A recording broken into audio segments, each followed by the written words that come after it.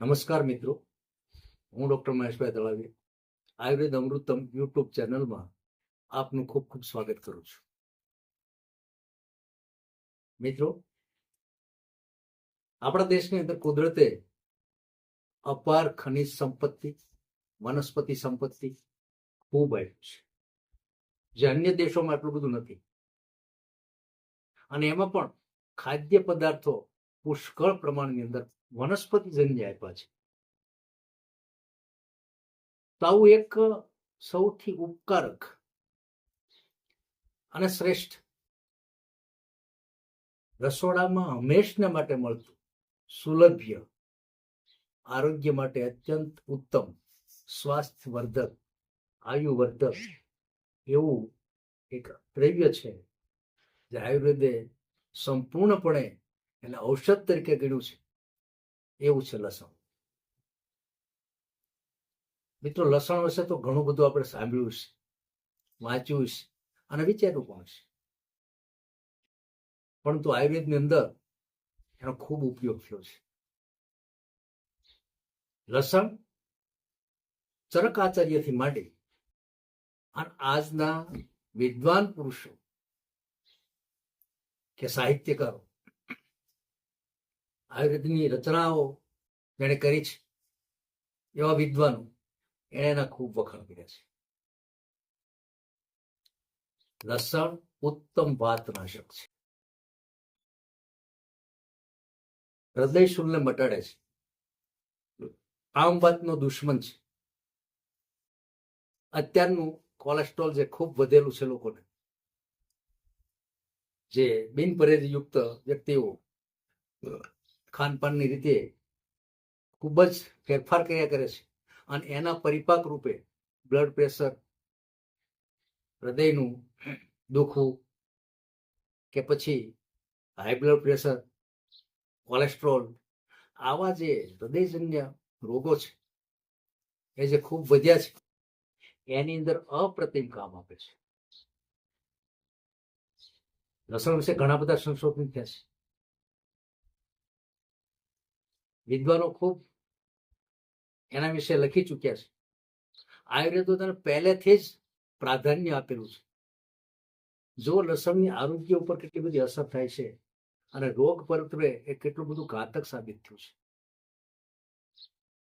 તો જેને આપણે પહેલા નંબરમાં કહીએ તો જેને હંમેશને માટે કોલેસ્ટ્રોલ કે બ્લડ પ્રેશરની ફરિયાદ રહે છે, એને સવારમાં નરણા કોઠે એક કળી લસણ એકદમ ઝીણું છોલી અને મધની એક ચમચી સાથે રોજે રોજ લેવામાં આવે તો એ કોલેસ્ટ્રોલ અને વધતા જતા બ્લડ પ્રેશરથી મુક્ત થાય છે. એનો ટેપર ડોઝ હોય છે. ટેપર ડોઝ એટલે હંમેશને માટે લેવાનું નહીં, 1 મહિના પછી અઠવાડિયું, 2 અઠવાડિયું લેવાનું, ત્યાર પછી ધીમે ધીમે ધીમે એકાદરા 2 દિવસ 4 દિવસ એમ કરી અને એને બંધ કરજો. મિત્રો, એમાં એક તાકાત એવી છે કે લસણ છે એનું એલિલિન એ મધની અંદર છૂટે છે. અને તમને ખબર હોય કે ના ખબર હોય તો મધ છે એ યોગવાહી છે. મિત્રો, આ લસણ જે મધની અંદર લેવામાં આવે છે એનું મુખ્ય કારણ છે કે મધની અંદર લસણ જ્યારે એલિલિન છોડે છે ત્યારે એનું કામ છે ને બેવડું થઈ જાય છે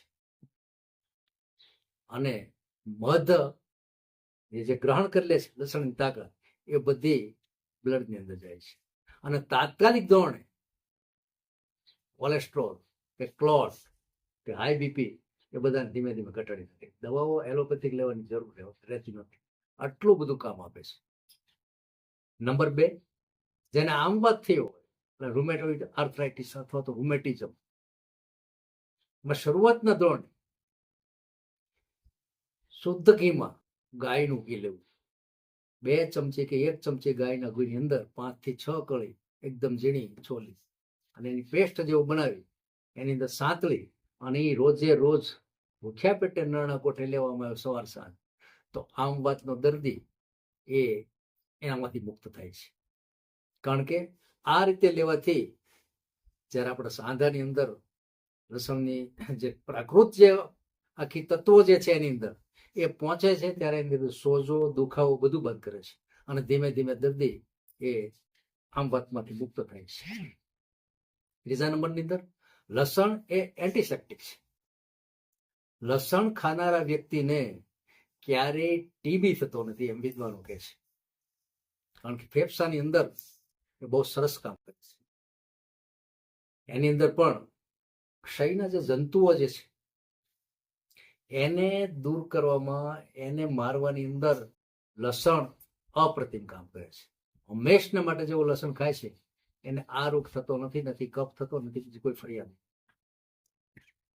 બાળકોને જ્યારે ચોથા નંબરની વાત હું કરું તો બાળકોને જ્યારે કુક્કુર ખાંસી લાગે છે, ખૂબ ઉધરસ આવી, જ્યારે ગુજરાતી ભાષામાં આપણે કહીએ ઘોડા ઉધરસ, એ ઉધરસ મટાડવા માટે 1 તોલો જેટલું લસણ લે, એને દૂધમાં ખૂબ ઉકાળી અને એ દૂધ સવાર સાંજ જો પાવામાં આવે તો બાળકોને 100% એ કુક્કુર ખાંસી મટે છે.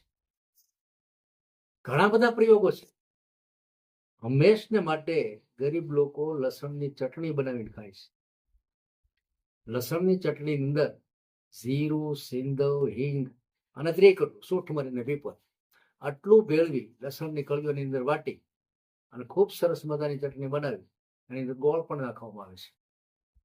તો એ ચટણીથી જે આપણા આમાશયમાં રહેલા વાયુને એ જીતે છે અને ક્યારેય એ વ્યક્તિને અપચો થતો નથી, દુખાવો થતો નથી, એનો ડાયજેસ્ટ જે છે એ વધી જાય છે, ઇન્ડાઇજેશન થતું જ નથી ક્યારે.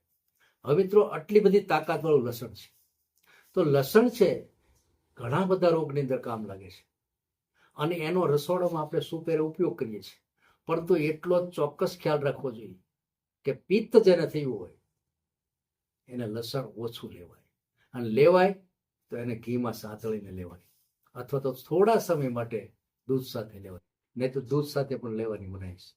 સગર્ભા સ્ત્રીઓને લસણ ખાવાની મનાઈ છે. બાળકોને પણ એ જ રીતે છે. લસણ પ્રાકૃત અવસ્થામાં અપાતું, લસણ છે વૃદ્ધાવસ્થામાં આપી શકાય છે, પરંતુ એ તલના તેલ સાથે આપી શકાય છે. તો અમુક બાબતો એવી છે કે હંમેશને માટે લસણ ખાવું એ વ્યાજબી નથી, પરંતુ રોગ પર એનો ઉપયોગ ઔષધ તરીકે કરીએ તો ખૂબ ખૂબ લાભ આપે છે. મિત્રો આ બધું જે છે એ સમજવા જેવી વાત છે, અને આવી નાની નાની બાબતોથી આપણા મોટા રોગ પણ કંટ્રોલમાં આવે છે. ઓમ શાંતિ, જય ધન્વંતરી.